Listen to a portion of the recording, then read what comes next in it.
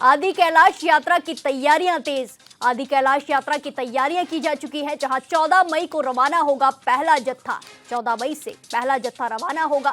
102 यात्रियों ने अब तक रजिस्ट्रेशन करा लिया है। साल 2023 में पीएम मोदी ने भी किए थे दर्शन। इसी के साथ आदि कैलाश और ओम पर्वत के पीएम ने दर्शन किए थे। कुमाऊं मंडल विकास निगम ने पूरी तैयारियां की है। कुमाऊं मंडल विकास निगम ने इसकी पूरी तैयारियां कर ली हैं। इस खबर पर ज्यादा जानकारी के साथ सीधे जुड़ेंगे संवाददाता समृद्ध मिश्रा से। समृद्ध, जिस तरीके से आदि कैलाश की तैयारियां हो चुकी हैं और अब जल्द ही पहला जत्था भी रवाना होने वाला है, क्या कुछ अपडेट? बिल्कुल, देखिए प्रिया, जिस तरीके से हमने देखा कि 102 यात्रियों के अब तक पंजीकरण करा दिए जा चुके हैं और इस पूरी जानकारी को लेकर जो गढ़वाल में कुमाऊं मंडल विकास निगम के जो महाप्रबंधक हैं विजयनाथ शुक्ला, और उनका कि देखिए पूरा जो रूट प्लान है उसको अलग अलग दिनों के हिसाब से बांट दिया गया है। अगर देखिए पहले दिन की बात करी जाए तो जो हल्द्वानी नैनीताल से जो है रूट उसको आरंभ करा जाएगा, जो समूह है लोगों का उसको वहाँ से प्रस्थान के लिए आगे करा जाएगा और नैनीताल, अरमोड़ा और पिथौरागढ़ होते हुए तकरीबन 196 किलोमीटर की जो दूरी है उसको यात्री पहले दिन तय करेंगे। दूसरे दिन पिथौरागढ़ से तकरीबन 96 किलोमीटर दूर दारचूला की तरफ जाएंगे और दारचूला से तीसरे दिन गूंजी होते हुए फिर चौथे दिन ओम पर्वत और आदि कैलाश के दर्शन वहाँ लोग करते हुए नजर आएंगे। कुमाऊं मंडल विकास निगम का साफ तौर पे इस पे देखिए ये कहना है कि जो पूरी तैयारियां हैं यात्रियों के लिए वो हमने सुनिश्चित कर दी गई हैं, चाहे उनके रहने खाने की हो, चाहे स्वागत की हो।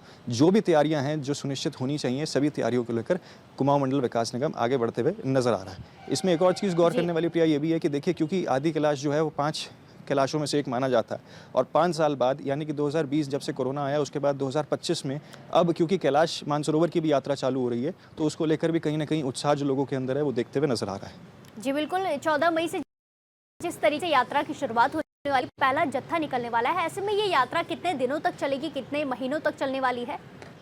देखिए फिलहाल अभी जो जानकारी है उसके हिसाब से तो यही है कि देखिए तकरीबन जून तक तो है इसको ले जाने की बात की जा रही है और धीरे धीरे इसमें करके जो है एक साथ भीड़ ना बढ़ा के, क्योंकि पहाड़ी इलाका है और कई सारे इलाके ऐसे वहाँ पर है यात्रा रूट के दौरान जहाँ यातायात में कहीं ना कहीं परेशानी हो सकती है, क्योंकि जो रूट है वो किसी इलाके में कच्चा भी है।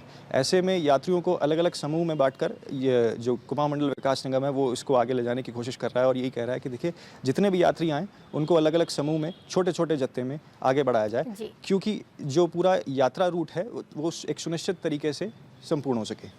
जी बिल्कुल समृद्ध, जिस तरीके से कुमाऊं मंडल है वो भी इसकी तैयारियों में जुटे हुए हैं, तैयारियां प्रशासन भी सब कुछ कर रहे हैं। ऐसे में यात्रियों की सुविधाओं के लिए क्या कुछ अहम तैयारियां रखी गई हैं, क्या कुछ सेवाएं वहां प्रदान की जाएंगी? जो यात्री जाने वाले हैं 14 मई से इसकी तैयारियां होने वाली हैं, ऐसे में क्या कुछ सुविधाएं नई और क्या सुविधाएं भी हैं उनको ठीक किया गया है?